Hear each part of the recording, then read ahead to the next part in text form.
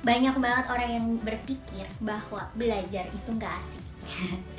Coba saya pengen tanya, parents di sini ada nggak sih yang seneng belajar? Saya termasuk yang seneng belajar kalau butuh. Kalau nggak butuh pasti lebih seneng main atau jalan-jalan gitu ya.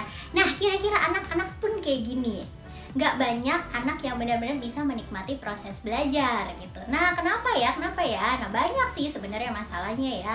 Ada yang memang cara belajarnya mungkin kurang tepat, atau mungkin juga karena memang ya metode di sekolahnya nggak cocok nih sama anak kita. Nah, kali ini kita akan ngomongin anak-anak yang mengalami slow learner. Anak-anak slow learner ini kalau yang namanya belajar itu kayaknya challenging banget ya. Judulnya slow learner ya, diagnosanya slow learner. Ini artinya kalau bahasa Indonesia lambat belajar. Apakah artinya mereka kalau belajar lambat banget? Gak gitu juga sih. Sebenarnya mereka ini adalah anak-anak yang IQ-nya sedikit di bawah rata-rata. Artinya sebetulnya mereka masih bisa belajar, cuman memang caranya khusus nih. Nah, buat parents yang punya anak-anak slow learner, ada beberapa hal yang penting banget dipraktekin ketika mau mendampingi anak-anak slow learner belajar. Yang pertama, kita harus pakai pendekatan yang multisensori. Artinya kalau belajar ya jangan cuma membaca atau mendengarkan aja, tapi menggunakan beberapa organ sensori. Misalnya langsung praktek gitu ya. Kita apa yang dipelajari langsung dipraktekkan, langsung diperagakan. Kalau bisa misalnya pun membaca, ya tidak hanya membaca tapi melihat video juga, kemudian misalkan melakukan juga gitu. Jadi semakin banyak cara yang digunakan untuk mempelajari satu hal, nah itu akan semakin mudah dipahami oleh anak-anak slow learner.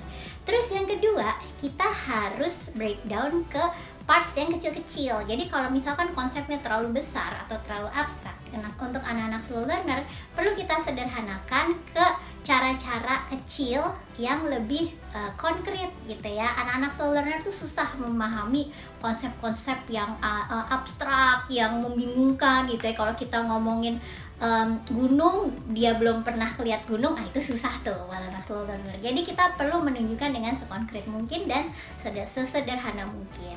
Dan jangan lupa untuk mengaitkan apa yang kita pelajari sekarang, nanti sore kita belajar lagi, kita harus kaitkan yang kita pelajari tadi pagi dengan yang sore. Besok belajar lagi, kita kaitkan lagi apa yang besok kita pelajari dengan yang kemarin kita pelajari. Jadi kaitan-kaitan ini nih yang diperlukan sama anak-anak slow learner. Dan yang terakhir, yang penting juga adalah sering-sering melakukan pengulangan ya. Jadi banyak yang ngeluh, aduh anak saya udah belajar, kemarin bisa, sekarang lupa, kemarin bisa, sekarang nggak bisa gitu ya. Nah itu mungkin karena kurang diulang. Jadi kita nggak bisa tuh memaksa anak-anak slow learner ini untuk dalam sekali belajar langsung memahami. Jarang ya, anak-anak yang reguler pun belum tentu sekali belajar dia bisa. Jadi sering-seringlah lakukan pengulangan. Semakin baik diulang, semakin mudah dia akan mengingat dan memahami.